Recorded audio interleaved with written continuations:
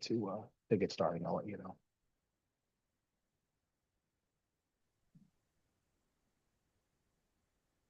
Almost there.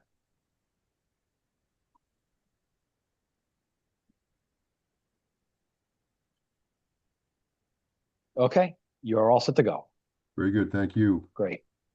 Good evening. My name is Greg Young, Chair of the Conservation Commission. I would like to call the November 10th, 2025 meeting to order at 6:01 p.m. This meeting is being conducted remotely in accordance with the provisions of the Massachusetts Open Meeting Law. It is being streamed live and recorded through the Northborough Media Connection. Because we are remote, all votes taken this evening will be by roll call vote. Before we begin, I will confirm the presence of the commission members and staff members participating remotely. As I call your name, please state your name and confirm that you can hear and be heard. Dan Clark. Dan Clark, I can hear you.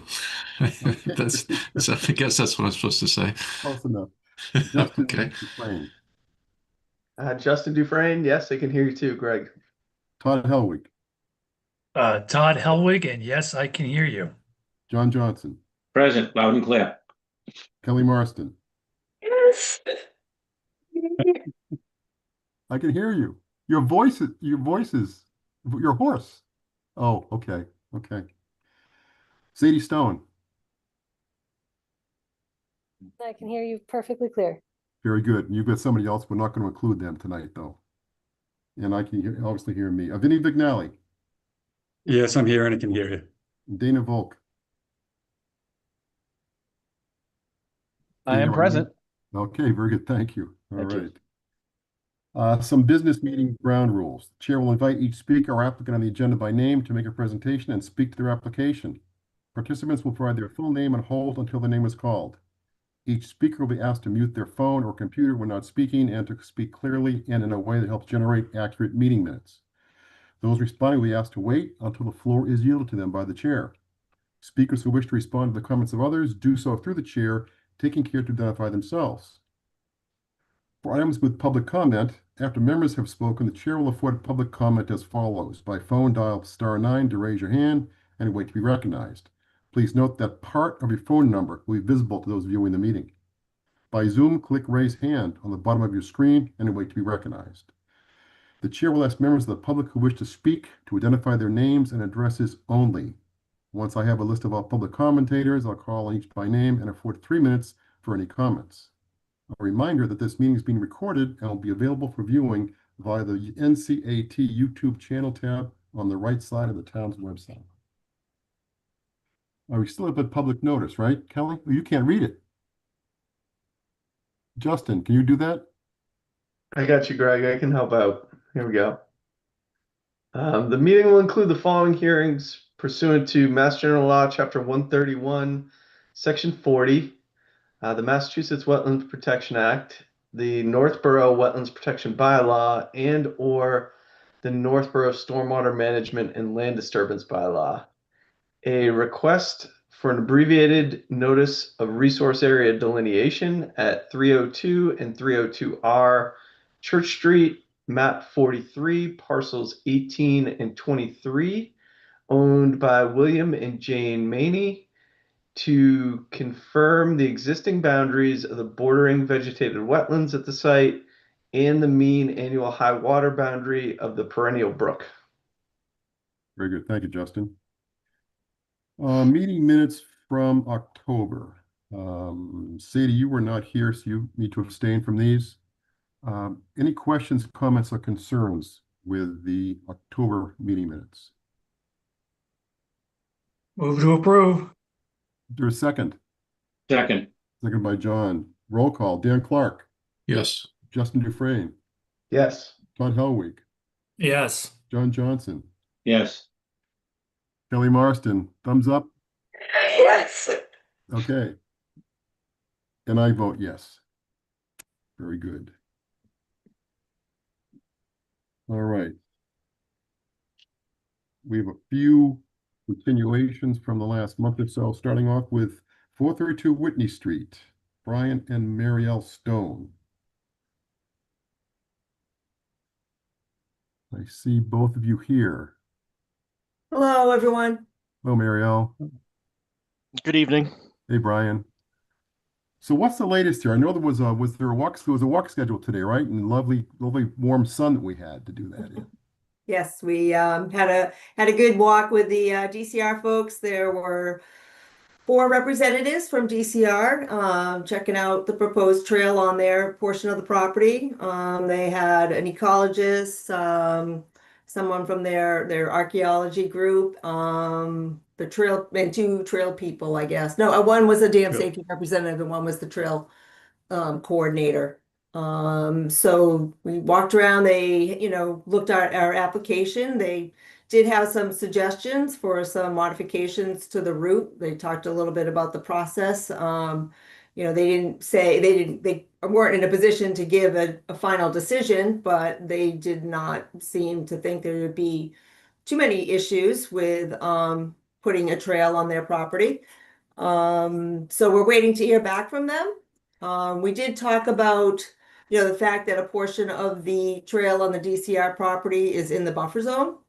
And I think at the last time we had the meeting, we talked about amending our notice of intent to include that section. So we kind of had a discussion about the process on that. They felt that we could also, if the Conservation Commission agreed for that portion that's on the buffer zone, consider that as a separate sort of parcel and a separate sort of like filing, where we could look at it as potentially that it qualifies as a minor activity and potentially eligible for the exemption criteria. But that would be a decision of the Conservation Commission. Otherwise, they would rather, if we're not going to go that route, then they would want the notice of intent that we amended to be sent to them so that they could have it signed so that everything would be handled under the notice of intent that's pending. Okay. So they kind of laid out 2 paths. Vinny, I don't know if you want to elaborate or provide any more insight on that. Yes, Mariel summarized it well. The idea is that it can either be done as a minor exempt activity because it does qualify as a 3-foot or less path in the buffer zone, or it could be an amendment to the existing notice of intent. I suggested it before the last meeting to go as an amendment to the existing notice of intent, but I've had forgotten about the minor exempt activity. I think that route might be easier, the minor exempt activity, just because it specifically qualifies for that exemption. And that way we don't have to make any amendments and submit new notice of intent information to the DEP. Well, and DCR would need to sign the application as one of the owners, essentially, is what. Right, but So if the we notice of amend, intent would need to have their DCR's signature by their deputy commissioner for that to be part of their record. yes, Does- and we would have to send it to DEP after does it gets what- signed. Does one approach have a benefit over the other? Other than maybe simplicity?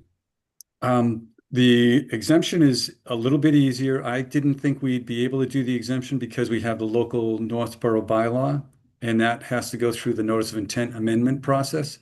But then I realized today that the state, the DCR, as the property owner, is not regulated under our local bylaw, so that doesn't apply. So my thought process for making the recommendation in the past was not totally correct, and we can do the exemption pathway. So we're waiting to get a final decision from DCR, is that correct? Yeah, they have a project notification form that I think, make sure, get me right on this, Marielle, but I think they circulate that, get sign-offs from all the different sub-agencies within DCR, and that's what they would send to us as the approval. And they have to send something to Mass Historical Commission for as part of that PNF is my understanding. So we are waiting to get sort of like an email back from them, kind of summarizing and outlining sort of like the next steps and process for the trail. So we're basically All of looking these for are- a continuance on this hearing, but that's the background from today. Okay, so we'll continue this hearing, waiting for that to come from DCR. Yep. And if commissioners have other questions, we could Right, answer sure. anything that they might have about the walk today. I just have one. Go ahead, John. Question, Muriel, you indicated that the DCR had some modifications to the trail and its routes. Will we be able to see those modifications on a map? That maybe we presented them what that looks like? Yeah, we need to kind of go back out there. We kind of talked about it, and they weren't really substantial changes. He really just talked about this one area where he wants us to actually be on the slope, instead of being flat. That's, in their opinion, like the way that you make a trail more sustainable is to actually not have it on real flat ground. That it actually kind of cuts into an upslope. So there was just one area, it doesn't put anything closer to the wetland areas in any Oh. way for doing that. I think the only other thing that would be helpful that they would need to kind of to help with the process is like if we making a decision on whether or not this could be handled under the minor activities sections exemption, they would like to have something in writing from the Conservation Commission for the record, so that they can move forward. Otherwise, so having a decision on that would be helpful for them to be able to make their decision too. Slightly a little concerned when you say it's on a hill. I'd like to see those modifications of that new dotted line on a topo map if you could. Well, So- if it's not within any jurisdictional area or even the buffer zone, I'm happy to do that. They actually kind of walked the trail and we're waiting for a new, I'd have to kind of go back out there and flag it. And I really want to see like sort of their direction, but yeah, no, we absolutely will like kind of GPS it once we get more direction from them in terms of what it is that they're looking for. It's Yeah. really closer to the railroad tracks on that side of the parcel that we had the conversation about with them. But yeah, no, and it's beyond 100 foot where that modification was that they talked about. Now, I Yeah, just wonder how steep the slope is when you said they're going to put it on a slope. So, okay, Yeah, look there's- forward to seeing that. Thank you. Yeah, no, we actually did a slope measurement, and it's about a 16% slope on this one area that and they talked about it's like a formula that they use that they always want to be like have the slope or the grade just be like at least 50% of what the slope is, and just kind of creating more of like a sort of a switchback sort of situation. And yeah, they're just trying to that was their one suggestion that they had in one particular area. Okay. Thank you. Right. You're welcome. Thank you. And I was there, John. So it makes sense. I don't see it as being a big impact. It's just relocating the line from one area, which was more flat, to a sloping area, not even a real steep slope. It's Okay. just to get the drainage so the water doesn't pond, and then the trail get compressed and compacted and being a puddling area. And then everybody that walks through the trail in the future ends up going around and widening the area out. So they don't want to have that condition. So we want to just make sure there's drainage across the trail. And the way that the trail would go, it would follow the contour line. It would just be a gradual up. We don't want anything that's going straight up, perpendicular with the contour lines. We still will, gradually go up and follow that contour. Understood. Okay, thank you. Hey, Vinny, do we have a map with the trail on it? We do. Let's take a look.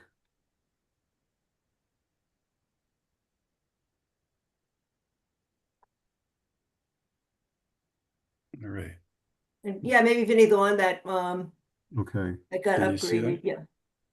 Yeah, I think this is the upgraded one. Yep. It does want to move. So I can zoom in a little to the DCR section, I think. Yeah, it's right on the edge of the picture. So So whoops, there we go. So the trail is red, correct? the the town property is this area to the north. The north is going to the left. And this is the trail that's been discussed. No changes to that. That's still a nice loop. We walked it. Everyone seemed to really enjoy it. And then this is where the three crossings are. There's the first one here, second one here, and third one there. Then it goes through an existing, what's proposed here is going through an existing break in the stone wall. They recommended going up into this area here. There's another break in the stone wall to enter into the DCR property, and then just go onto this loop and then come back around, and then maybe go back out through this other opening or come all the way back up to this, but it doesn't really matter because the wetlands are over in this area here. So they were talking about kind of realigning some of these some of this trail, this section of trail here, and then coming back and around through here. The wetlands are down in this area here, and they're not proposing to make any changes there. And I think that they had a good GPS unit when we were walking, so I think we're going to get a better track than just a rough phone track. That's what we're using here. So it'll give us a better idea of where things are in proximity to the wetlands. They will still be within the 100-foot buffer, but they will definitely be over 25 and probably 35 feet away from the actual wetlands. That's why I think that a minor exempt activity decision would make sense. That's a pretty crazy looking trail. I mean, I thought the whole intent here was to get into the DCR land so you can go off trail. That seems like it was just thrown together. It's really tight. There was a lot of time spent kind of finding the best route out there. And again, it's kind of matching that, so we don't go straight up the slope. We are trying to follow the contour lines and also take in some of the natural features of the property. I don't know if Vinny, you have sort of what I sent you after last meeting, kind of showing this is kind of a typical design. It's not really that unique in terms of having some twists and turns like that. It really is to sort of like follow the contours and make a gradual uphill and not like a straight back up the hill type of loop. And again, to get further onto the DCR property, we would be, closer to wetland areas or have to go onto the DOT right away. And we just weren't prepared to have that conversation. We just kind of wanted to see about this. I mean, they thought it was a nice property. And again, they thought it was a nice layout. I mean, they were complimentary of the work and the layout that we had put together on the trail design. Yeah, this does look a little dense, but this is a pretty, it's a large scale map. So it is, there are some areas that are close because they don't want to get some steep slopes. So they're doing some switchbacks. And this, like I said, this trail delineation is from a phone. So it can be off by 25, 30 feet. And I think that's what happened here. It was off one way by 25 and the other way by 25. And they end up bumping up against each other. But I think once we get a real track line, it will be more clear that it's not that tight. Okay. Yeah, and I think, Vinny, if you can point out on there where they were talking about the slope along the railroad tracks, where they actually want us to kind of push that even closer to the railroad property. Yeah. Right. To open it Okay. up a little more. So, and that's away from most all our resource areas. So I think we'll probably end up having like less switchbacks and less curviness, sort of based on their input. Okay. And any questions, comments from the commission on the DCR portion of the trail here?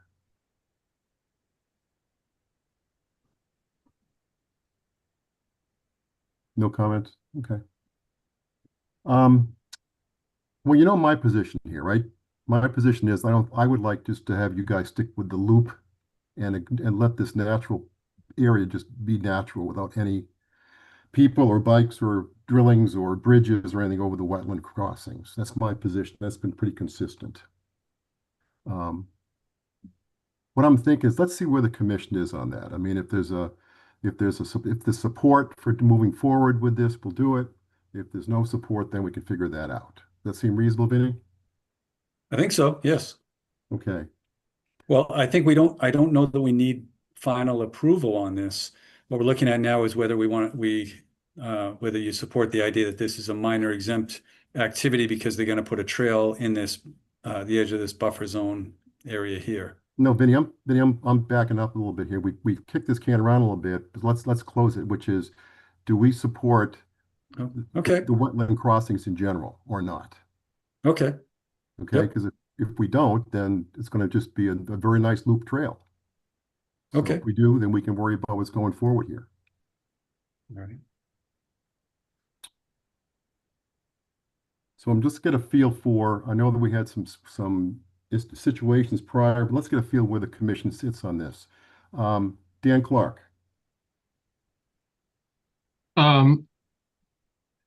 I think, my original comment was I was going to wait and see what DCR's decision. Mhm. But in general, based on what the layout is on DCR land, it seems I'm with Greg. It seems like a lot of effort to get to that section of DCR land for not much payoff. I mean, it's a tiny, relatively small loop. And it seems like focusing on the town property and establishing that sort of upland loop for the most part seems reasonable. There's really no strong incentive to go down to the DCR part of the property. So I don't think it's worth the effort. Okay. Justin, Yeah, I mean, I think the loop on our property looks great. I mean, I do think that there is some value in getting down to the DCR. Just thinking in the future, now you have access down there. You've got the ability to potentially expand it in the future. And it gives us, I guess, the town almost, a little bit more property that's not ours that we could take advantage of for trails. So I guess I'm probably a little bit on the other camp. okay. Todd, It's very political, Justin. I'm in favor of the proposal. okay, good. John Johnson, I'm in favor. First, I'm in favor of the crossings. I think there's a lot of education that could be taken in by some of those crossings going over the wetland, especially if they're young adults and they can learn a little bit about nature there by having those crossovers. So I'm all for that, and I'm okay with going into the DCR property. Like to see the trail a little bit smoothed out. Like to see the final addition of that, but I'm okay with that. okay. Kelly. You're muted, Kelly. There you go. Okay. I'm not in favor of this. And I love stream crossings. I have little kids. We love it. We have Cold Harbor right in our backyard that has lots of stream crossings. If I could see a direct connection into DCR, like right now, I feel like that's not, I don't think it's a good use of the property. Once it's a longer connection or a better place to get in the little squiggle around, I would be for it. But I feel like the effort that's being put into the squiggle isn't worth it. Sorry, that was It's horrendous. okay. Thank you. Sadie, I'm in favor of it. I think it's a nice addition, and I think the wetland crossings are minimal. And I think it's an added new type of trail that isn't just a loop that's a little more engaging with the switchbacks. So I think I'm in favor of it. okay, fair enough. So it looks like 4-3, it's in favor. So we're moving ahead. But I would note, Brian and Marielle, take note of the vote here. So any future trail expansions, it's not going to be rubber stamped. Okay, so Vinny, we're going to continue this. And for next month, you think you'll hear back from DCR? I'm hoping we'll get the submittal. We're going to get a response back from the trails person at DCR hopefully soon. He was going to give us kind of an outline of the process, and then we were going to provide any missing information because Marielle already sent over the notice of intent. If the commission is okay with this being a minor exempt activity, I will draft that. I have an administrative approval of a minor exempt activity form that I've used for trees. If the commission is not against it, I can put that together for the end of this week and get that off to the DCR. Any thoughts on the commission? Does anybody have a strong feeling one way or the other? No. Do you need a motion for that? Not yet. Marielle, do you care which way you go? I would prefer to have the minor activity acknowledgement because I believe it fully meets that criteria under the wetland regulations. Okay. Fine, Vinny, that works for you guys. Let's do it. The easiest way. So we need the report from the project approval from DCR and then an updated plan.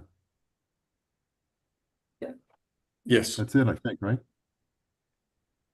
Yes, and just you reminded me when you were talking about it, the archaeologist on this walk suggested that this looks like a really nice spot for some educational opportunities with whether it's a scout of some sort, Boy Scout, Girl Scout, or the Historical Society. But he said it is an untouched area in the midst of a whole lot of altered aqueduct, railroad, 290, the Forbes Park area. So this looks like a spot that might be a nice opportunity for some archaeological education. Did he realize that he's going through 15 feet of fill to get there? Of dumping? We talked about that on the ride up, on the walk back and forth, because it was really black and muddy when we were walking on the top of that slope. It looked like we were going through a wetland, but I explained how it was all delivered there in small plastic bags on the back of a trailer dump. So you can still see some of the bags, even all the work that the Trails Committee did cleaning things up. Oh, yeah. As the wind and the weather hits it, it just shows more and more of the stuff that was dumped out there. But I think they're on top of it and have been good about cleaning everything up really well. Good deal. Okay. So I think we got a plan then, right? Any more questions so. for Mariella O'Brien? No, thank you. We'll I guess plan on at least providing you an update at the next meeting. Hopefully we'll have, a little more information to share from DCR at that point. Okay, we need a motion to continue. Motion to continue the hearing on the Is there a DCR. Second. Second by Todd. Roll call. Dan Clark, Yes. Justin Dufresne, Yes. Todd Helwig, Yes. John Johnson, Yes. Kelly Marston. Okay. Sadie Stone. Yes. And I vote yes. Okey doke. Hopefully we can close this on once and for all next month. All right. Thank you all. Have a Thank you. great night. Folks. All You right. too. Bye. 13 River Street. That one, we've been waiting for a plan from an engineer. This is the one where the walls on the Assabet River are, or the Yes. banks of the Assabet River are walls on 13 River Street.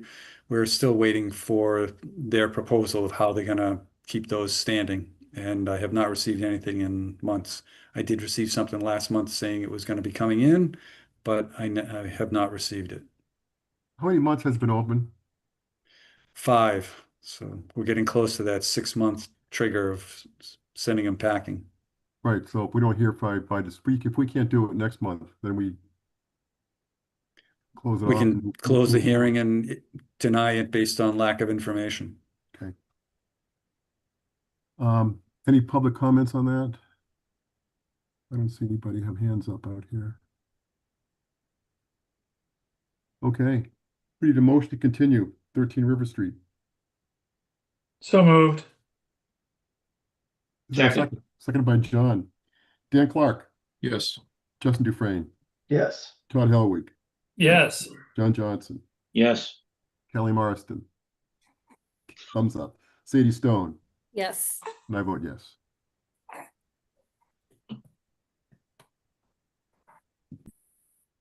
CSX Transportation, the continued RDA.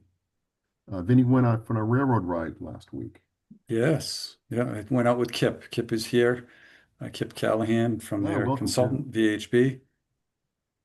And we rode along, looked at the wetlands that he flagged, and to summarize, to keep things moving, everything looked good. There was one spot that we added maybe 5 feet of section to be no spray, but that was about it. Everything looked good otherwise.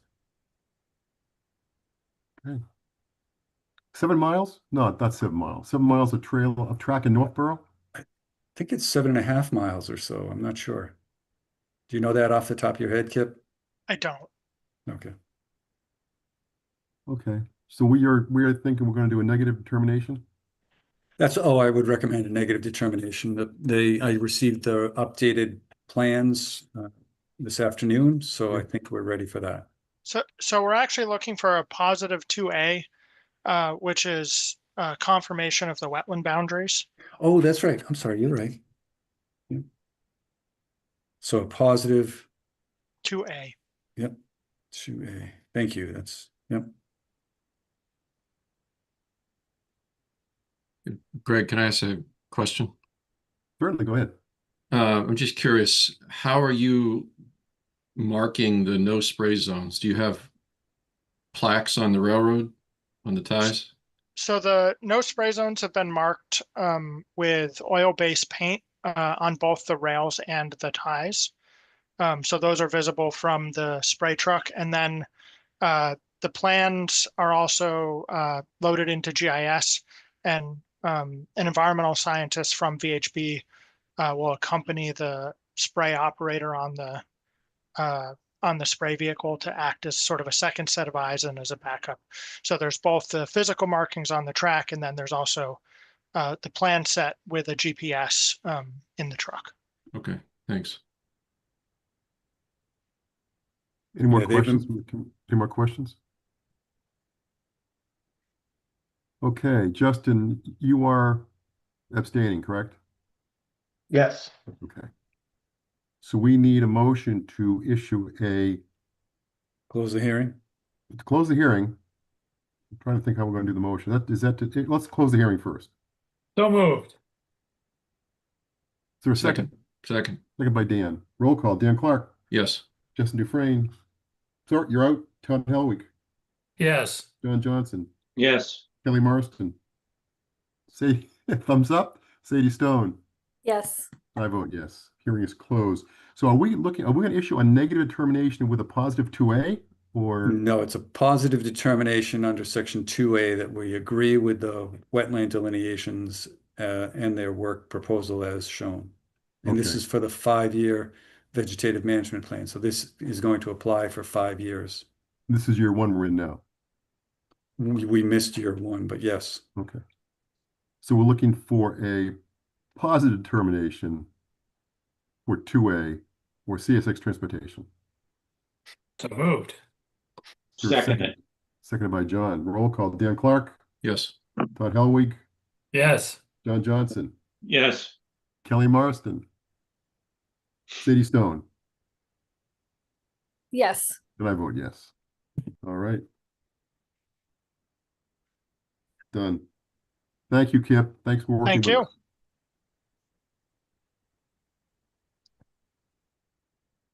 238 Hudson Street, a continuation on the NOI.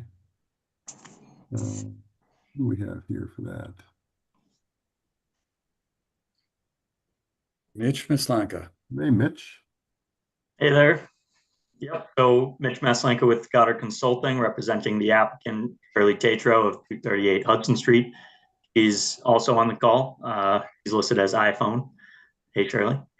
And then we also have Todd Yellick, Todd's iPhone too, shown on the screen there. So we got the full crew tonight. My colleague Mark, who's been in front of you 2 times before, he's in another public hearing in Norton in person. He was unable to attend this evening, so I'll be here to present the revised site plans and briefly show the responses to comments. May I share my screen? Go ahead. Certainly. Vinny, you're looking for some information, correct? Yes. Yep. I got the responses back on Friday. I took a quick look at them after the site walk this morning. So, yeah, they did reply to most of the questions, but there are still a couple outstanding items. Okay. Great. Yeah, maybe I'll show the revised site plan and just get everyone's eyes back on the plan. And then Vinny, if you could just go over the outstanding items, I'd be happy to respond and go from there.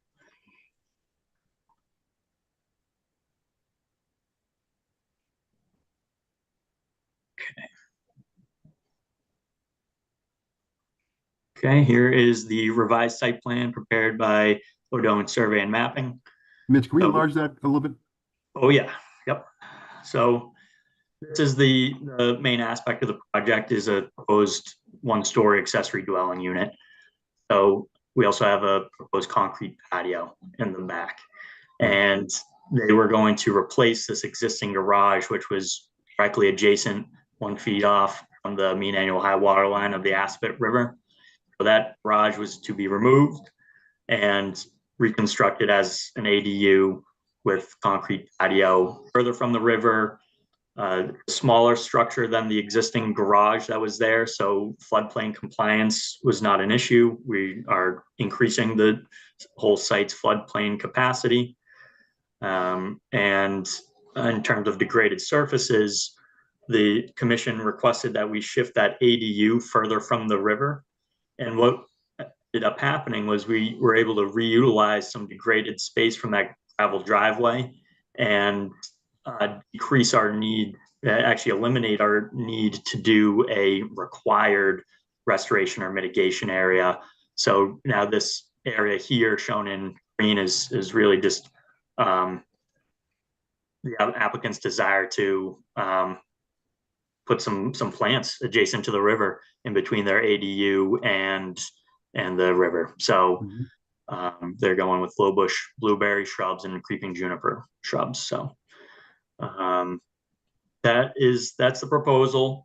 And Vinny, if you want to go through whatever outstanding things there still are, let's look at those. All right. Okay, I didn't bring that with me. Okay, I'm gonna have to go from memory, but what I had was the question was the idea of the calculations for floodplain as noted in DEP's comments.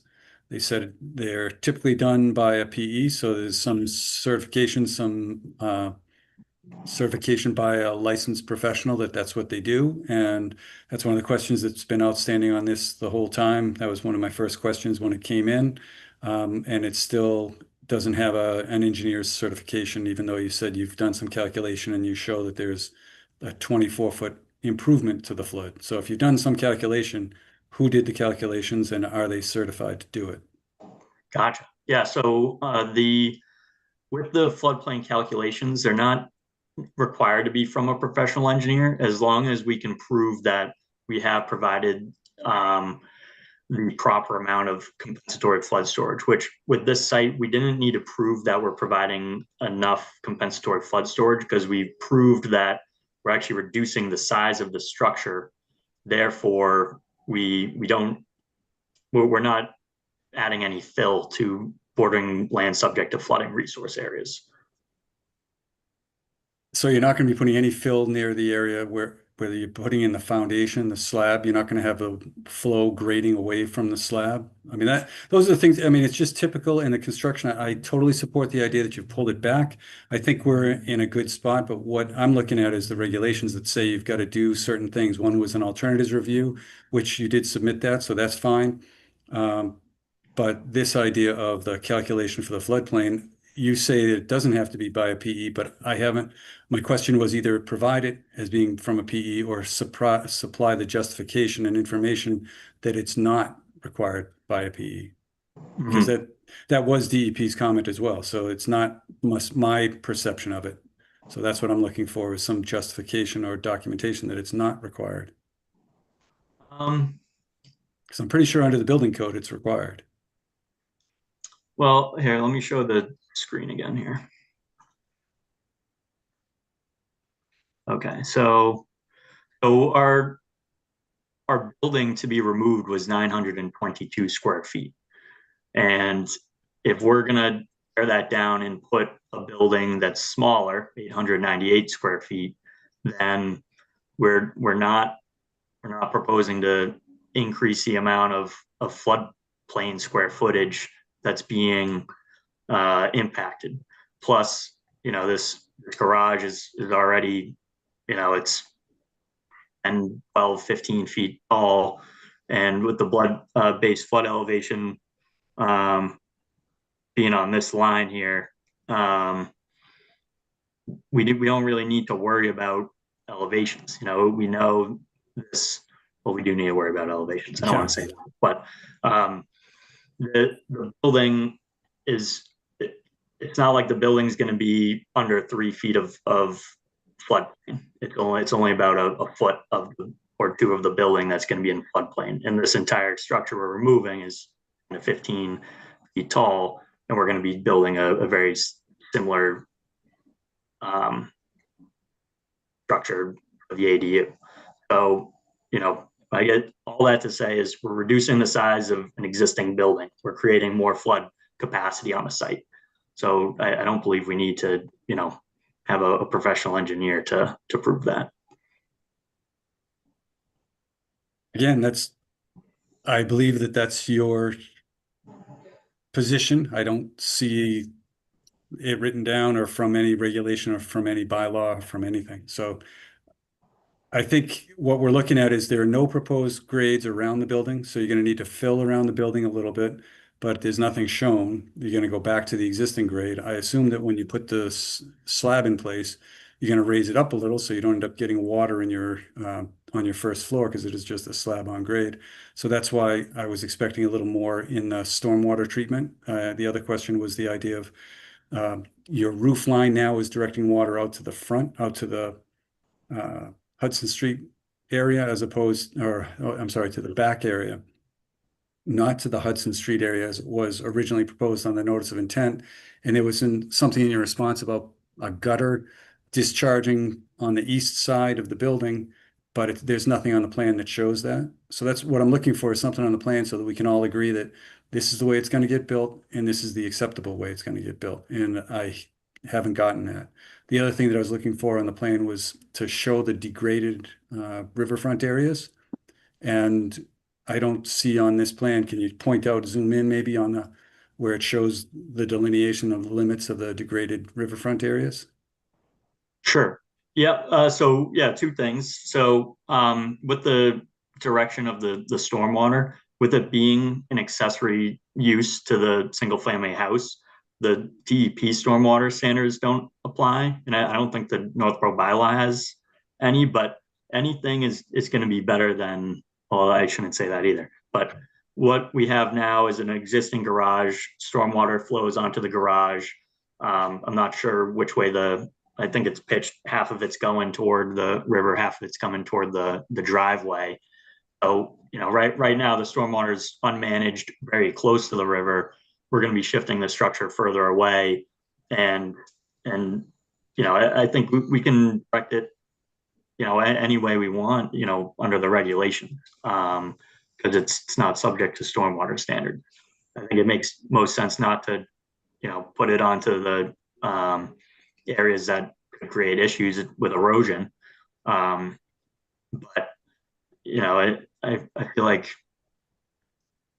it seems like a minor issue to, you know, does the commission have a direction they want to put it, and we can see if that's okay with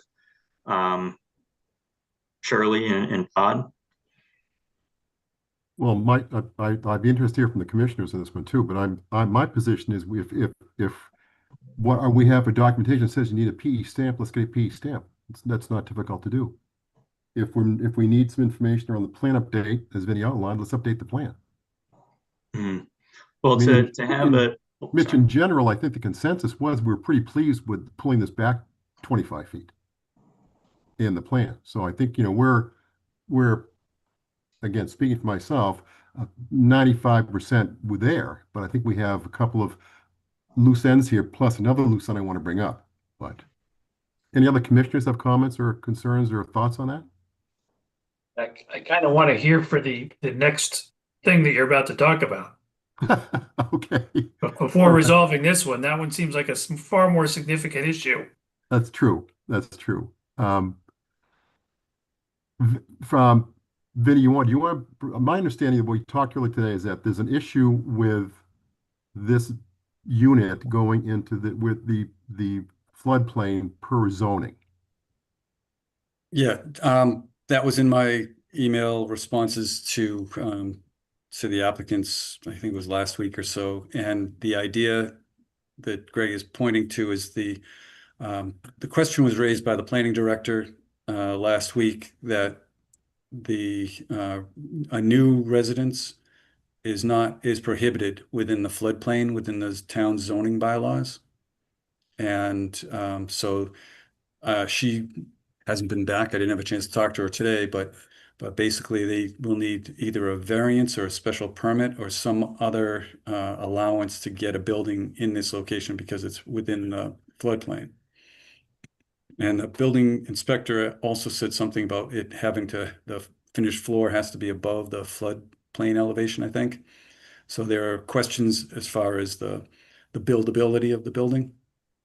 And that comes from the building department. And the response that I got in the comments from last week, I received them actually this morning when I got in. They said that that's an issue that they'll deal with when they get to the building permit stage. So it's difficult for the building permit to say, for them to go to get a zoning variance and say, well, the Conservation Commission already approved this. Whereas the commission will probably, if we do approve it, it would be conditional upon a variance or some documentation being provided that the building use or the use of that area within the floodplain is allowed under zoning. Mm-hmm. Yeah, I mean, if and I know Shirley and Todd, they're looking for approval tonight to know they're locked in here. With other permits being needed by the town, sometimes, and I'm talking to Shirley and Todd here, because what can happen is, if we get this approved by Concom and then the building department and planning, they end up saying that, oh, you need to make this minor tweak here, minor tweak there. It might actually have a larger repercussion that Concom might actually need to look at. And if that's the case, then we'll have to come back. Maybe we'll get an administrative approval, but if it's significant enough where the whole Conservation Commission needs to look at it, they're gonna probably require a request to amend the order conditions, which puts us back in the same, we have to file a big application and do this whole thing over again. So, I think if we can come to a conclusion, both applicant representative and commission tonight, that all things are settled except for we want to wait to make sure that these other boards have had their permits issued or their comments addressed, then I think that's an okay position to be in. So long as it's pretty clear that commission's great with this project, and we're just going to wait for some other boards to review, issue comments, make minor tweaks here or there, and then issue the order of conditions. So that's kind of what I'm thinking right now. Are you going to need an engineer's stamp for the other things that you need? If you have to file for a variance or a special permit, are you going to be getting an engineer's stamp for any of that? That's a good question, Todd. And I'm going to write that one down. I'm going to write that one down to see if it's needed, then, that works out great. We get a PE on board and problem solved. But if we really don't need a PE for those other things, I'd hate to have the applicant needing to hire the PE just to look at this plan and put the stamp on it and have them pay a bunch of money. But yeah, I'm not interested in having them spend more money just for the sake of box checking, right? Yeah. But if you need it for the other thing, then get it. I'm a little agnostic on whether I care about it for this. Okay. Any more comments from the commission? Vinny, when did you say we were going to hear back from the planning director? Probably on Thursday. She's been off at a conference since last Wednesday. She'll be back on Thursday.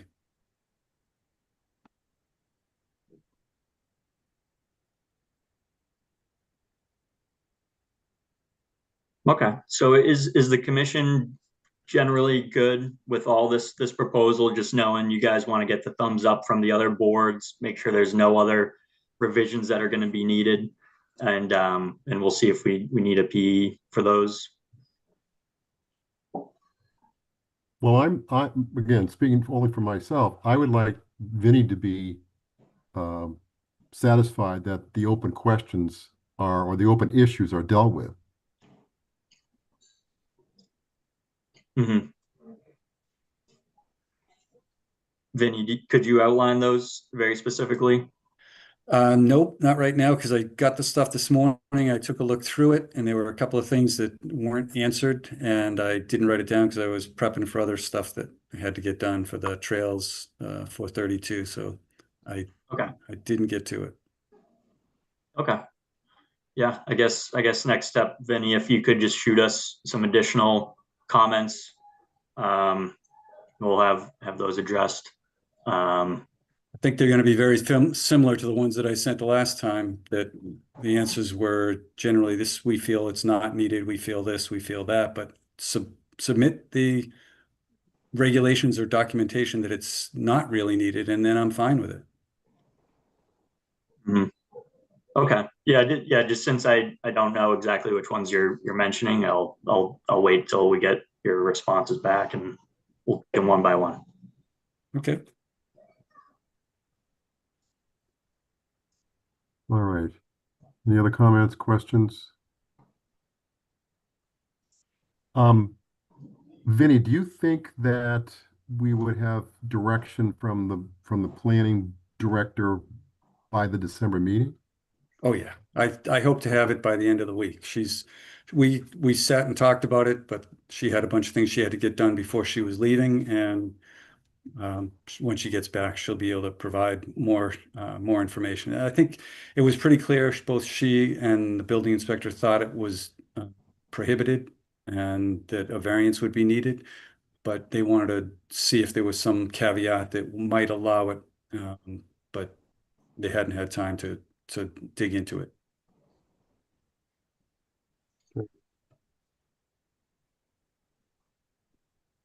Right.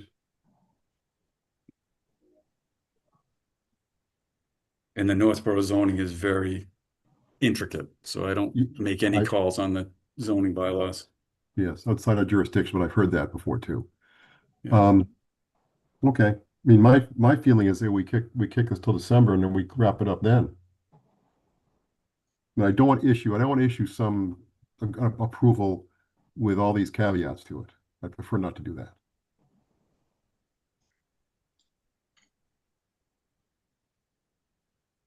Kelly, nodding your head. Does that make sense? I agree too, Greg. Okay.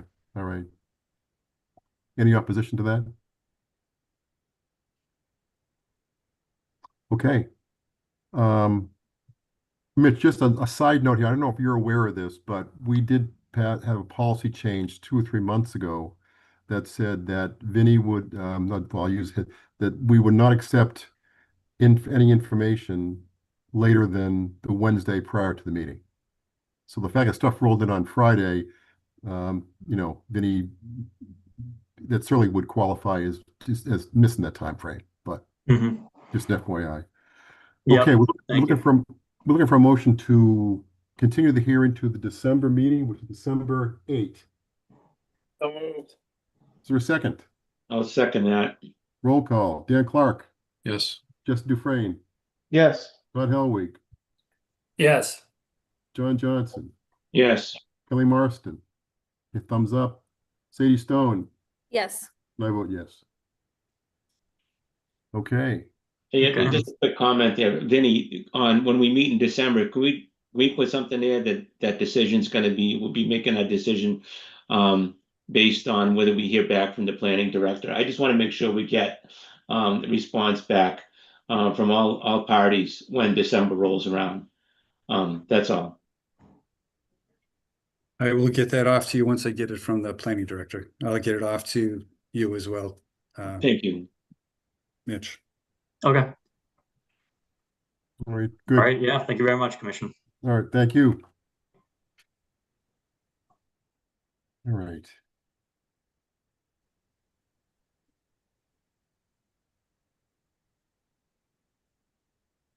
ANRAD for the Manny property on Church Street. We do not have a DEP number for this yet. That's correct. No DEP number. And I think they did, I was out there last week. They did a good job mapping things.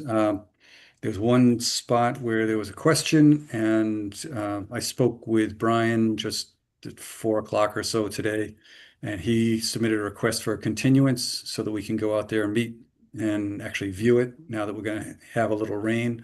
and see if the conditions might reflect more of like a larger, like a hydraulic connection between some isolated wetlands and a pond that's out there. Yeah, So we're we gonna- walked that area, so we saw that in the middle there. Yes, yes. And so he wants to meet out there and just take a look at it, and he's agreeable because it's been a year or so, maybe even a year and a half since he's been out there. Okay, it's interesting. It's an interesting piece of property, and I know it's not our jurisdiction, but it would be a shame if that house gets leveled, in my opinion. I mean, it's the oldest house in Northborough, so it's be nice if the historic commission doesn't have enough funds, I would think, to purchase that. No. Yeah. Okay. Need a motion to continue the NRAD for 30232 Arch Church Street. So moved. Is there a second? Second. Second by John. I know that Kelly wanted to do that, but her voice wouldn't let her. I could see that. Yeah, I know. Roll call. Dan Clark, Yes. Justin Dufresne, Yes. Todd Helwig, Yes. John Johnson, Yeah. Kelly Yes. Marston. Thumbs up. Sadie Stone. Yes. And I vote yes. Okay, that is really the list we have here. We have a couple of discussion items here. Forest Stewardship RFP. Vinny, do you want to talk about that? You want to jump to I think we have somebody, Martha. Are we you do. here for the SVT Cedar Hill project? You're muted. No, Unmuted. I was here about the Church Street project, so I'm going to sign off. The one we just spoke about. Yes. Did you have any concerns or comments about that, or? No, still, I guess more to come, so Okay. I'll Okay, wait stay for the tuned. next one. Stay tuned, right? Yes, thank you. Thank you. All right. Okay, sorry about that, Greg. So No, forest that's fine. stewardship. The idea of the forest stewardship is we received one proposal, and that proposal, they're strong technically with one of their people, and I circulated it to a subcommittee of this commission, looking for Amro Forestry was the company name that submitted. They're out of New York, Albany, New York, and don't have a local presence in Massachusetts yet, but are trying to work their way in.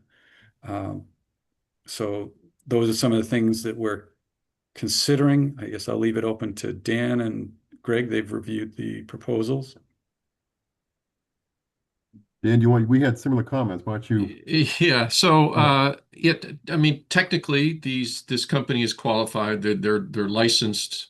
The principal of the company is a licensed forester in Massachusetts. So that's what we need to do the work we're requesting. The uncertainty in my mind is the distance. So they're based in New York, and our project's in Northborough. I am curious. They proposed being here several times a week, but conditions can change quickly in the woods, and I'm a little curious on how quickly they could respond to changing conditions if they're based in New York and we need them here in Northborough. Does it take them 2 days to get here? Does it take them 1 day? So that I was a little unsure about. And then what really wasn't highlighted in their response was their experience dealing with the public. And as you've all experienced, proposing forest management on town land in Northborough is going to take a lot of public engagement. And I want to make sure that the people we hire are comfortable interacting with the public, potentially hostile or passionate members of the public. So I think did you ask him about that, Vinny? Did they reassure you? I did. He said that he being the licensed forester, he has experience doing that. He didn't highlight it in the proposal, but he and one of the other senior members that are being on a team, that will be on the team, indicated that they have done a couple of different projects with similar situations where it's town-owned property. or state-owned property, and there is a contingent of the public that doesn't support forestry activities.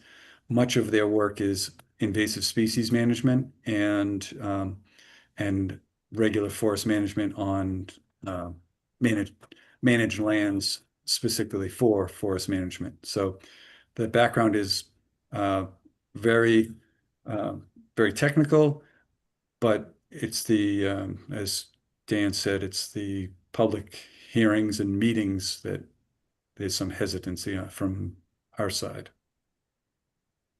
And the cost was pretty significant too. It's They were looking expensive. for $145,000, I think, for their activities, which is about 80,000 more than we have in the coffer. Right, more than double than what we have available. So when I talked to him, I asked him to pull together I don't know, I'm not sure what it's called, a schedule, a proposal of how we can leverage the $60,000 that the commission has to use to implement the work at possibly first at Edmund Hill Woods, and then get reimbursements from the state under certain programs. And then once we get those reimbursements from the state, we then move towards doing some more work that might be a little more limited and focused at Mount Pisgah. They did have a nice discussion or a little narrative about how they would evaluate the fire and what they might be able to do in the fire impacted areas at Mount Pisgah. But I think our big issue here is dangerous trees and kind of cleaning the invasives up. So the reality is we've been trying to do this for, I don't know, how long? 2 years? 3 years? I've been here 3.5 years. It's been 3 years that we've been doing it. So this is the first proposal we've ever received. So I have no reason to believe that if we keep posting this proposal, we'll somehow get more results or more interest in the project. My recommendation is we try and work out something and hire them on maybe this initial phase where we focus on one of the conservation areas, kind of test the waters, I guess, so to speak, see how well they work with us.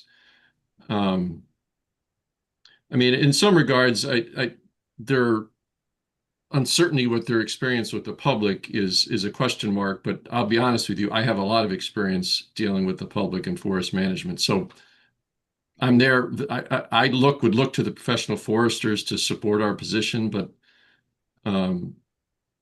I plan on participating in that as well. So I guess I am relying on myself to a certain extent too. So if we can financially work out an agreement with them, my recommendation is we hire them and do a sort of a phase one. And if things go well, we can continue.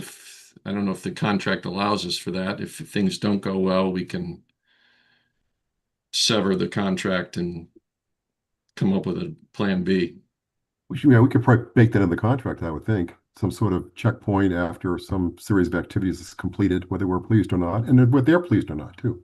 So right, I think that makes sense to do that. And I think we can do the phasing. I can verify because when it comes to contracting with the towns, it's always kind of surprising to me. So I'll verify it before we finalize things. But that's really what we're looking for. What I need is feedback from the commission to see whether we want to move forward. Just to correct Dan, we did get one other submittal.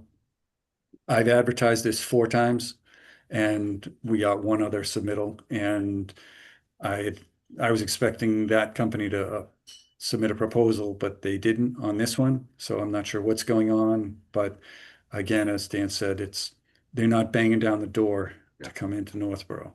So I think this is a good opportunity to move the idea forward for us. One other thought too, this company in New York, and Vinny's right, I think they're anxious to expand their presence, and I think they would be highly motivated to do a really excellent job here for us in Northborough, because sort of the first impression that they're going to give to the rest of Massachusetts. So I think that they have every reason to make this project a success. Yeah, that's true, because we'd be a reference site for any future Absolutely. customers that have it. Absolutely. Comments from the commission, questions. And Vinny, also, do you think it makes sense anybody who would like to get a copy of the proposal we can send out? I can circulate the proposal to everybody. Yes. Anybody wants to, if anybody really has a desire to see it or not see it. Yep. It was in the Dropbox, so it's available, but I can send it as an attachment in the It's email. only 2,000 pages, so it's easy to read. It's not that big. No, it's about 15. So that's about. You know, Dan, one of the things that concerned me when I was reading through it for the second or third time was they talked about, there was a comment there that they don't have much business out here, and they're kind of dry after the first of the year with business they've got booked. So I was just hoping that we wouldn't be something that they would sign up for, and then something other bigger stuff came down the road would become the sports, we're off to the side. But I did catch that. Yeah, I did catch that too. It sounded like they had a couple larger projects that were wrapping up. Yeah. So, yeah, I don't know. I guess we take a little bit of a risk that we don't get sidelined if something more significant comes up in their backyard, but yeah. But that also gives the opportunity for us to have some sort of checkpoint about how we doing, where we going. So, all right.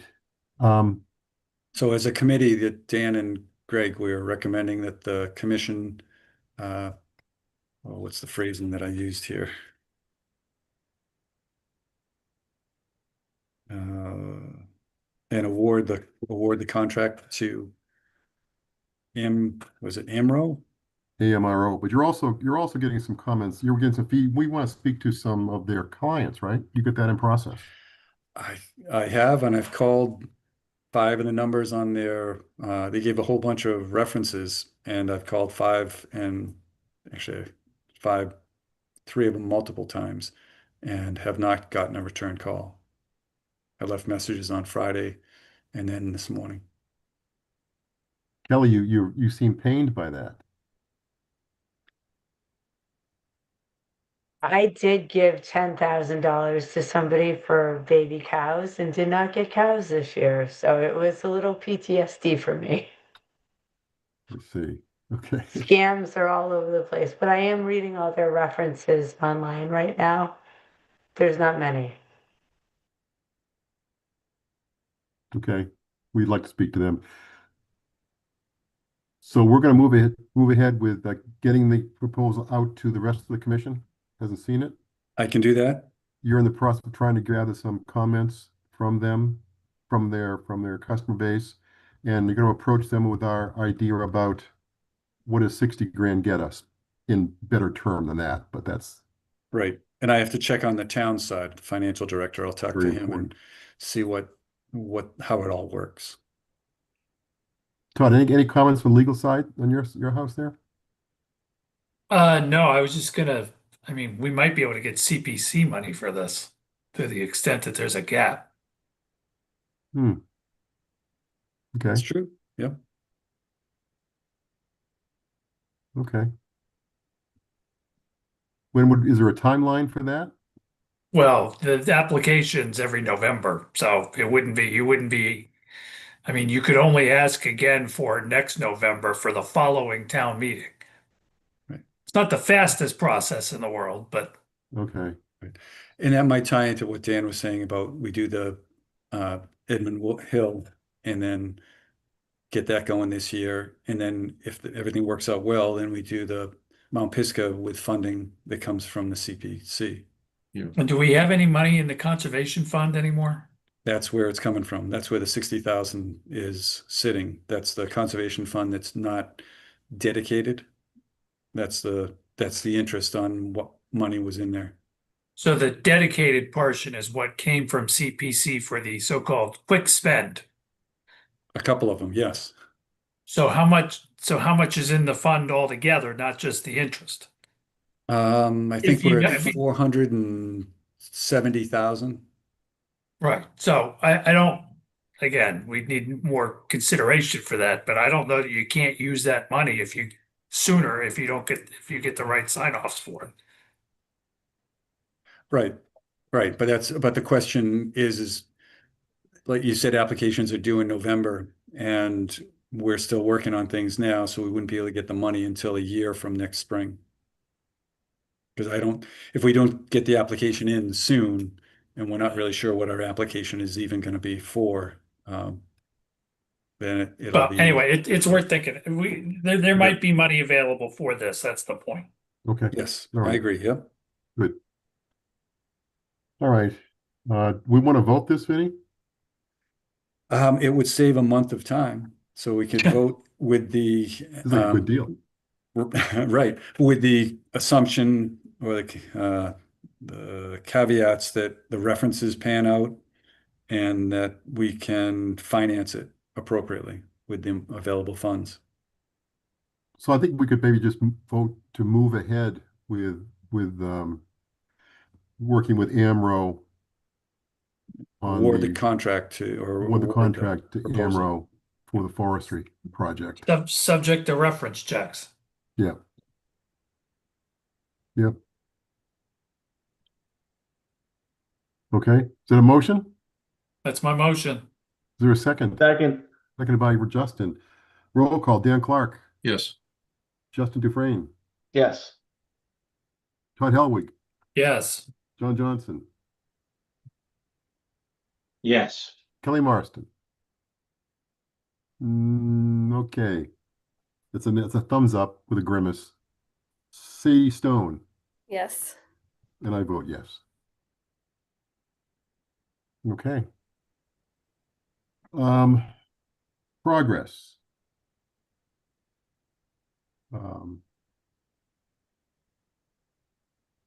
SBT Cedar Hill Habitat Management. We're looking for a letter of support from the Conservation Commission.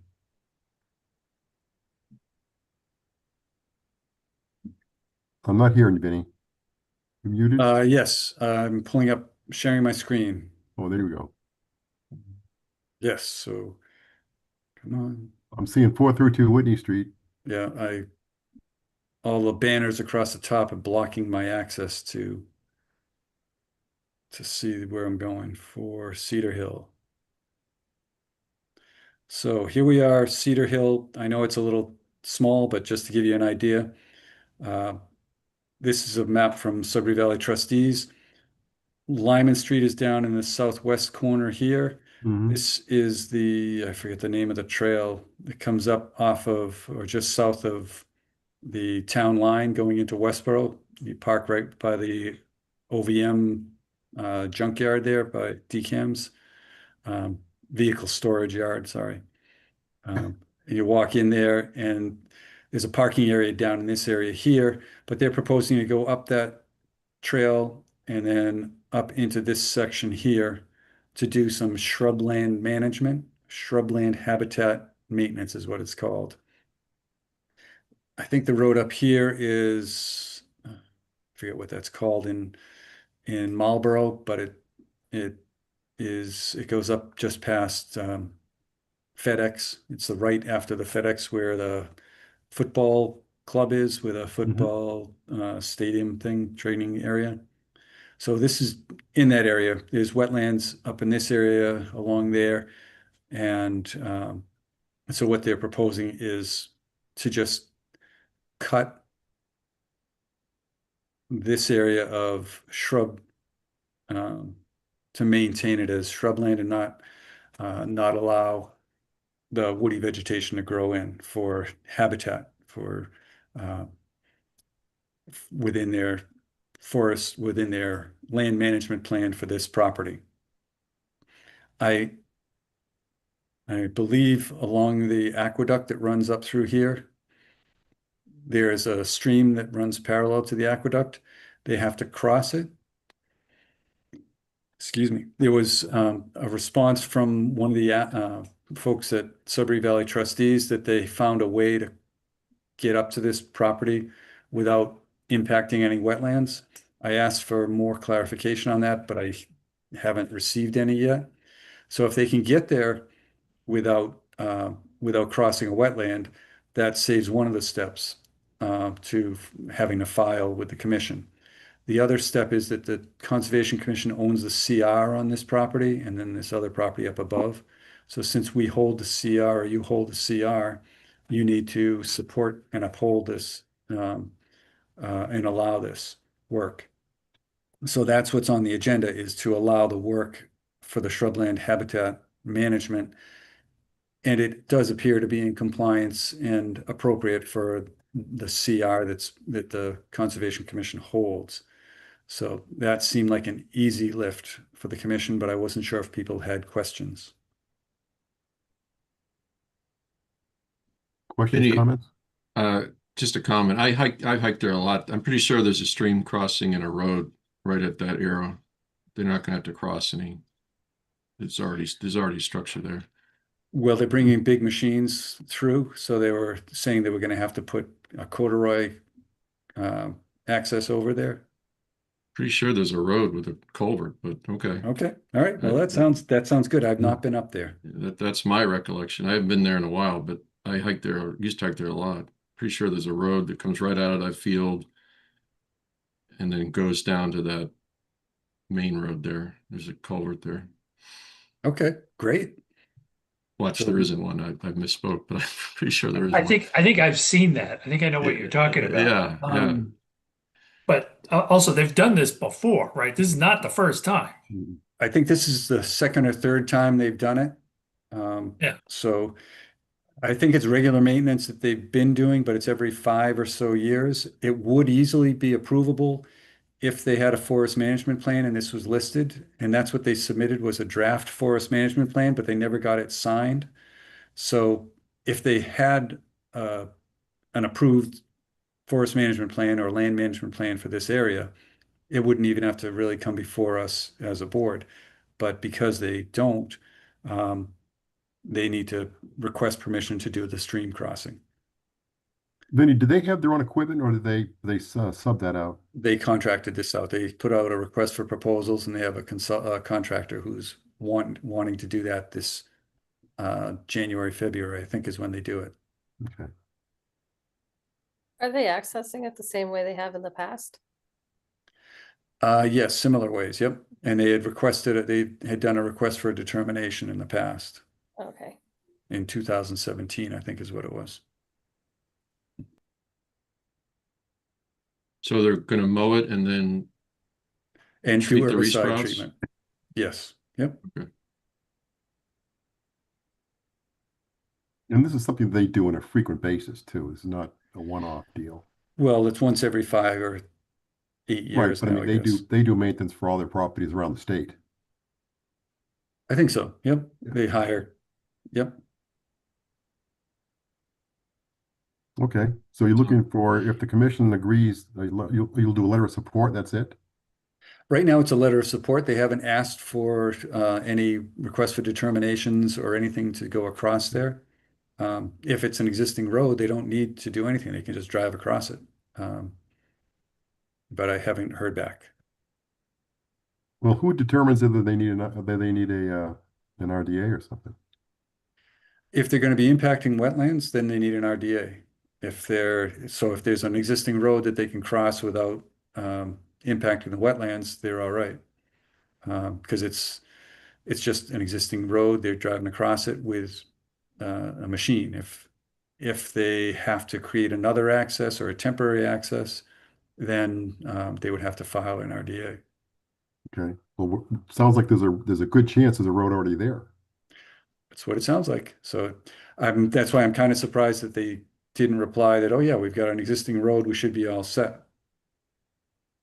But I don't know why they may have gotten busy on something else. I talked to her a week or two ago, or maybe it was just 2 weeks ago, because it was a last minute entry onto the agenda. But right now, all we're really looking for is, as a CR, they're going for funding with the state. Yep. And they need us, or they need you to approve it as being in compliance with the conservation restriction that you hold. Okay, In support. sound like do we need to, let's vote this, Make a motion, that would be helpful, please. Okay, looking to make a motion to issue a letter of support to Sudbury Valley trustees for land management for Cedar Hill shrubland habitat.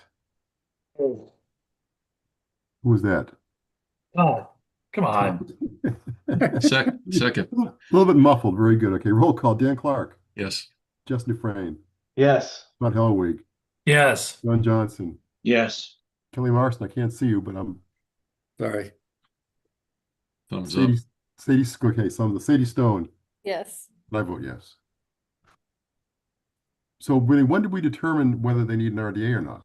They're going to come back and tell us? You're going to go for a walk? Are we going to just ask one of the hikers to next time they're out there, take a picture? What? I was waiting for them to reply to say that they either they can get across there without altering any wetlands, or that they are going to file an RDA. If someone wants to go for a hike, that would be good too. But I'm not sure what machinery they're bringing across. Yeah. It kind of all depends. Okay. All right. Well, tomorrow's a holiday, so a lot of people that are working aren't working. So anybody wants to go ahead and go for a hike, there we go. COCs got we got two here, right? 86 Whitney and 56 Hudson. Yes. Whitney Street, McCurley. Yes, I have the plan, but it's basically a septic system that was repaired. They just got the permit. Was it last year?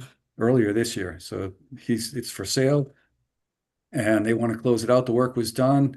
He's got a golf course grass going out there. It looks really nice. It's doing a good job. This is on a bad bend in Whitney Street, and but he's done a good job getting the grass to grow and everything stabilized. I already approved him removing the silt fence because it was stable, and it gave him a chance to rake out the area where the silt fence was and plant some grass, and he's got that started already. It's already sprouting. So okay, so you're good with looks it? good. Yep. Then All we right, have an as-built. Let's vote this one separately because Todd, you're going to recuse yourself in the next discussion. Correct. All right, we need a motion to issue a COC to 86 Whitney Street. So moved. Is there a second? Second. Seconded by Kelly Marston and Sarah and Sadie and John all at once. Dan Clark, Yes. Justin Dufresne, Yes. Todd Hellwig.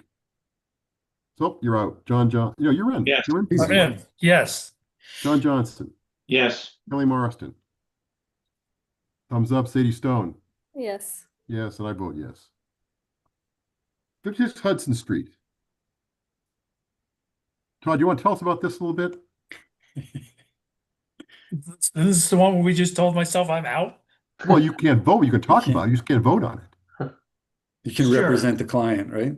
So I do represent the owner of the property. So there was the actual order was issued to an entity that owns property on both sides of the road, on both sides of Hudson Street.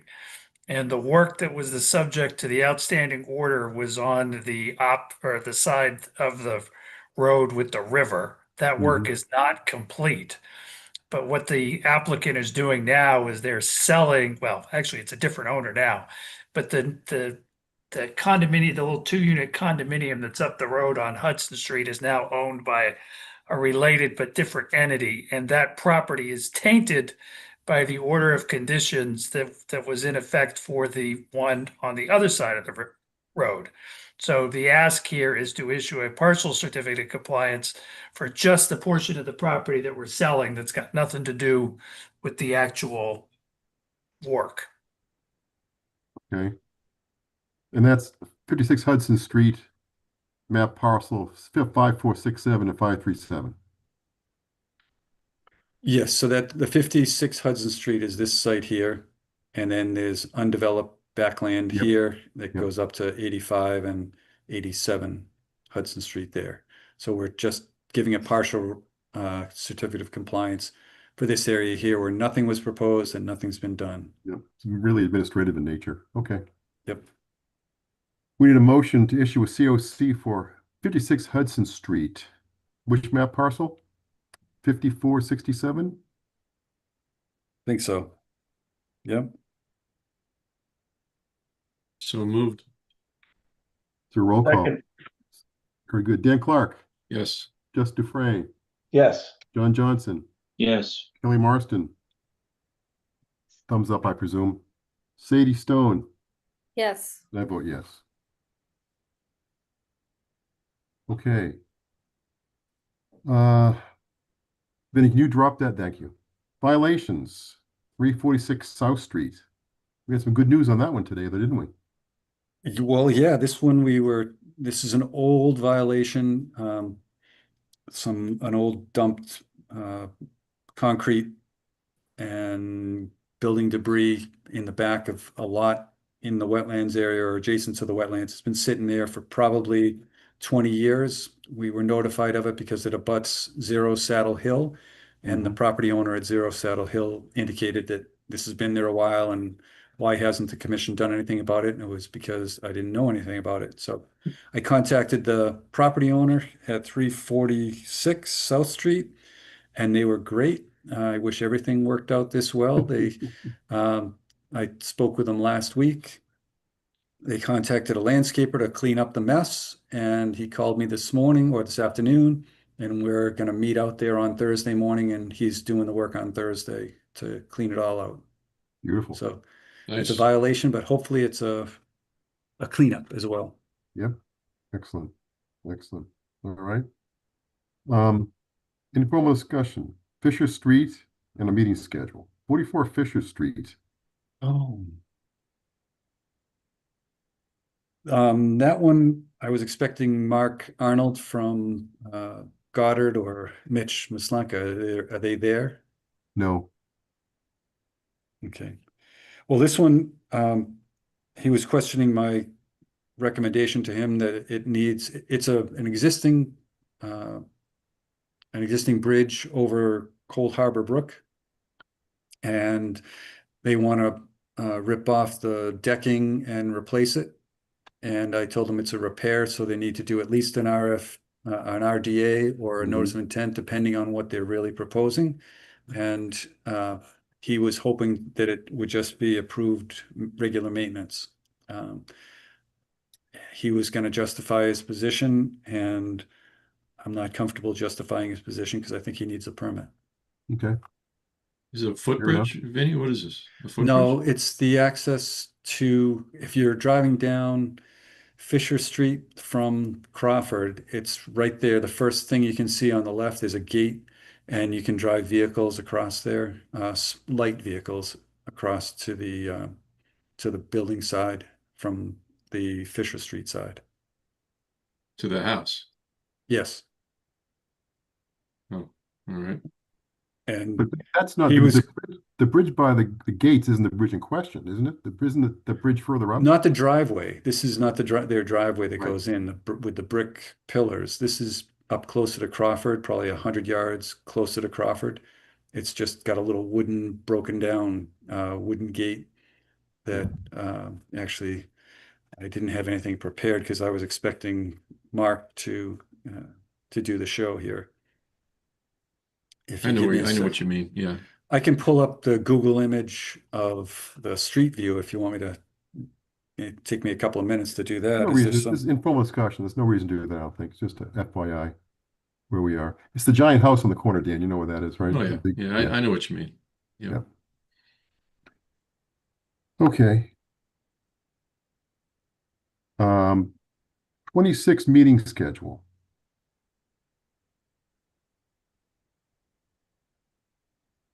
We want to vote that? Yeah. Did anyone have any problems? Did I get the dates wrong, or is it everybody still okay with Monday nights at 6 o'clock, second Monday of the month? Mhm. Yep. Yeah. Have we talked at all about going back to in person? We did not, but it's up to you. I know. We see- Go ahead. We've gotten better from what I've seen from the minutes in the past. We get better turnout with both public and member attendance if we stay remote, but it is less personal, less community kind of. So it's a balance. I would throw this out there. I mean, we're becoming an oddity, I think. Most other boards and commissions are meeting in, not only in Northborough, I mean regionally. It's a little easier on staff, but you're not going to be with us. Well, that's the news. I'm going to be here till July, it turns out. Oh, well, I, Miscalculation video. yeah, well, yes. Well, my calculations were good, but it wasn't the way it was going to happen. So, all right. I mean, if there's no groundswell to change this, that's fine. But I do find it. I understand why we started doing it, but I'm not a fan. Okay. I actually am a fan. I like I doing it love remote. it. Yeah, I do too. This is fabulous. Kelly's voice came back for that discussion. Okay. Loud and clear. I will Loud rally and clear. for this. This is good. Okay. Well, I I mean, if we get couldn't be pressured, like we get this in pressured. public. I would feel like I would get somebody sick if I was in public. Well, we just keep your ear to the ground on this one. We may be forced to eventually, but until then, yeah, that's a possibility with the change from just because of town or open meeting bylaw stuff or open meeting law stuff, because of this format change, is no longer a webinar. It may be pushing us back to at least a hybrid session, and that would make it difficult because a lot of the times select board meets Monday nights. Yeah. So having a room capable of, or having two meetings running at the same time might be difficult. I thought they were going to make a second room like conference room B to do the I same. think they were. I'm not sure it's there. Actually, Dana might be the one that would have the information on that. He's the one that does this. If you don't mind me interjecting, yes, conference room B is available for hybrid meetings. At the same time the select board meetings were meeting? Yes, yeah, we can do multiple meetings simultaneously as long as we have staff to host. So, yeah. Great. When does the governor's extension run out? I think in 27. I think it was a Yeah, 2-year I think extension. it was renewed not that long ago, so I think it's Yeah, good last for another spring. 2 or 3 years. Yeah. Okay.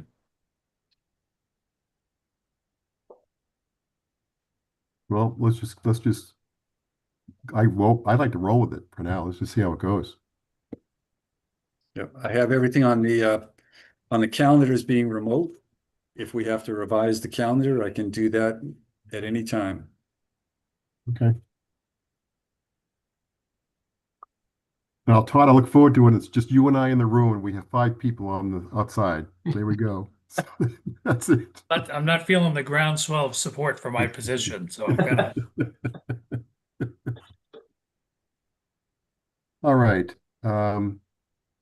Updates on the informal discussion on the enforcements and the violations. Vinny, just maybe a quick one on each one.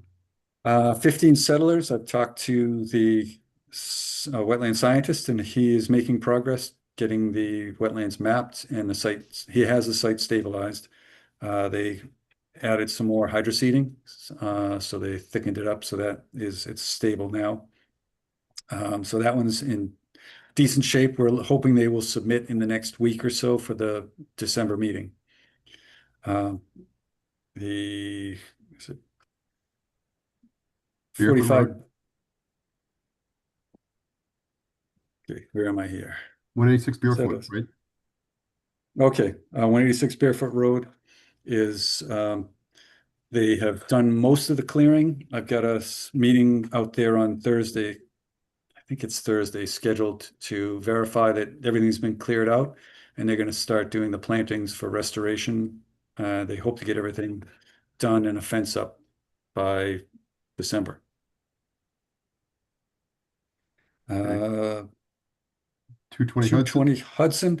They've done a little more improvements. The owner wants to put up a shed, and he's going to go to the building inspector to do that. So the shed will be outside the area, the 15-foot setback.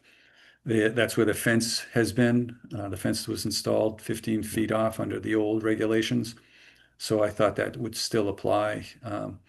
But we'll see where they're going to be proposing their new shed and how they're going to clean up the rest of the little debris that's still within the buffer zone or the setback next to the brook or the river. That's the Assabet. Yep. Zero Saddle Hill, I talked to the owner and he didn't get any reply back from the wetlands consultant that he called, and I encouraged him to get things done. So he's contacting another two to get proposals and try to submit for the December meeting. November 35 20th, right? Yes, yeah. Or at least let me know that there's someone under contract and that they will be doing the work. It might be a little, I don't really expect them to get a submittal ready for that Zero Saddle Hill because it's pretty involved, because it's restoration and takes a little time to do. But I think that we can, as long as we get someone under contract and he's making progress, that would be good. Yep.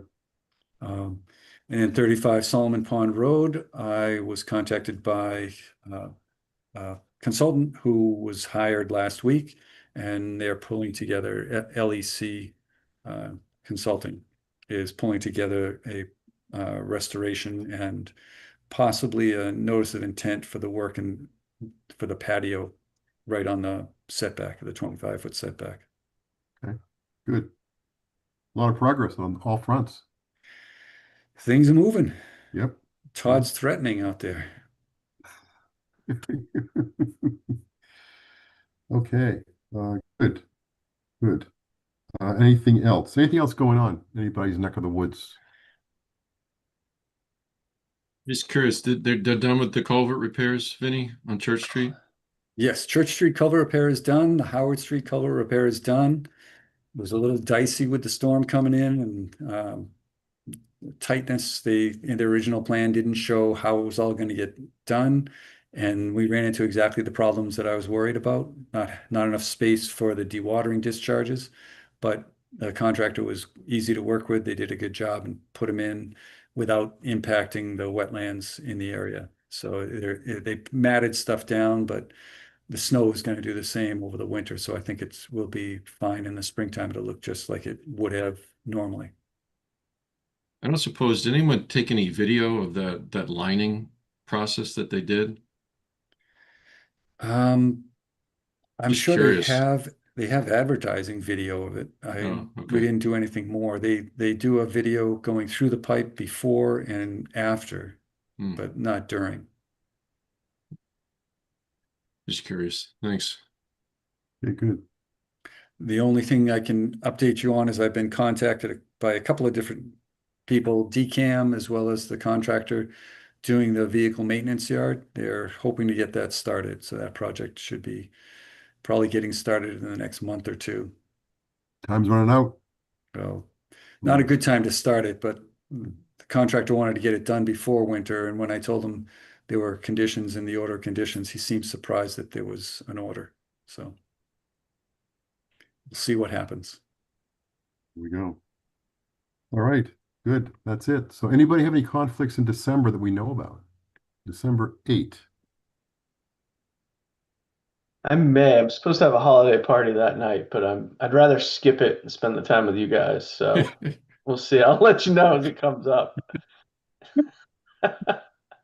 Well, you can tell how, look at Sadie's child. Now we put him to sleep. He's out like a light. I need you guys around every night. That's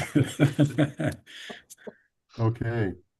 Any veterans here? Anybody serve? No? Okay. All right. We need a motion to depart here. So moved. Seconded by Kelly. Dan Clark, Yes. Justin Dufresne, Yes. Todd Helwig, Yes. Don Johnson, Yes. Kelly Marston. Thumbs up. Sadie Stone. Yes. Very good. Very good. Thank you, folks. Enjoy the day off tomorrow. And if you go for a hike, that'd be great. Just take pictures of that road.